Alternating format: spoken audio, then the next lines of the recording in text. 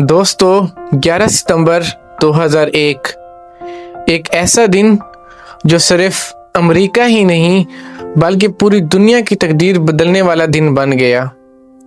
ये एक आम सी सुबह थी। लोग ऑफिस जा रहे थे, बच्चे स्कूल जा रहे थे और न्यूयॉर्क जाग रहा था। किसी को अंदाजा नहीं था कि चंद मिनटों में तारीख का सबसे खौफनाक बाब लिखा जाने वाला है। बोस्टन से लॉस एंजलिस जाने वाली अमेरिकन एयरलाइन फ्लाइट 11 जहाज में 92 लोग सवार थे कि उनके दरमियान 5 हाईजैकर्स मौजूद हैं। जहाज का कंट्रोल अचानक खत्म हो गया और कॉकपिट में दाखिल हुआ एक ऐसा शख्स जो पायलट बनने की बाकायदा तरबियत हासिल कर चुका था, जिसका नाम मोहम्मद अता था। उसने जहाज को मोड़ दिया और सीधा निशाना बनाया वर्ल्ड ट्रेड सेंटर। सुबह 8:46 एक जोरदार धमाका हुआ। आग के शोलों में लिपट गया नॉर्थ टावर और लोगों को लगा ये एक हादसा है, लेकिन ये तो सिर्फ शुरुआत थी।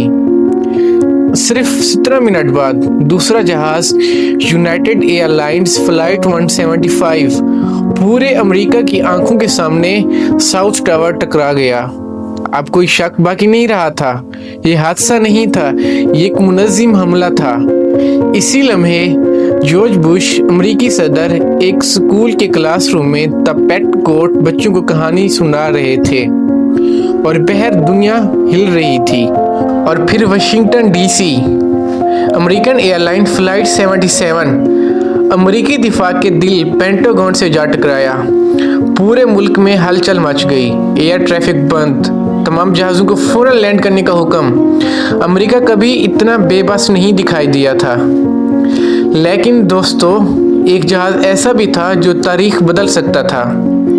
यूनाइटेड एयरलाइन फ्लाइट 93 मुसाफिरों को मालूम हो चुका था कि उनका जहाज़ भी हाईजैक हो चुका है।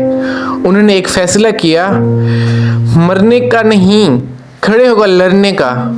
वो कॉकपिट की तरफ बढ़े और जहाज एक खुली जमीन में गिर गया। उन्होंने खुद को कुर्बान किया, मगर शायद हजारों जिंदगियां बचा ली। ये था असल हीरोइज्म। सिर्फ 6 हफ्तों बाद अमेरिका में पैट्रियट एक्ट पास हो गया।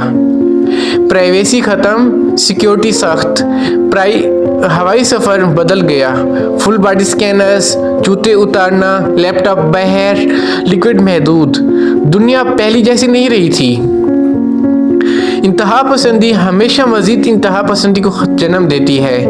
एक आंख के बदले में एक दुनिया अंधी हो जाती है। खौफ में मत जियो, सोचो, सवाल करो, हकीकत को समझो। सिर्फ एक दिन नहीं था 9/11, ये एक याद दहानी है कि बहादुरी, होशियारी और शऊर कितना ज़रूरी है। एक नए इंतकाम को जन्म देता है। याद रखो, हम सिर्फ देखने वाले नहीं हैं, हम सोचने वाले हैं और शायद यही हमारी ताकत है।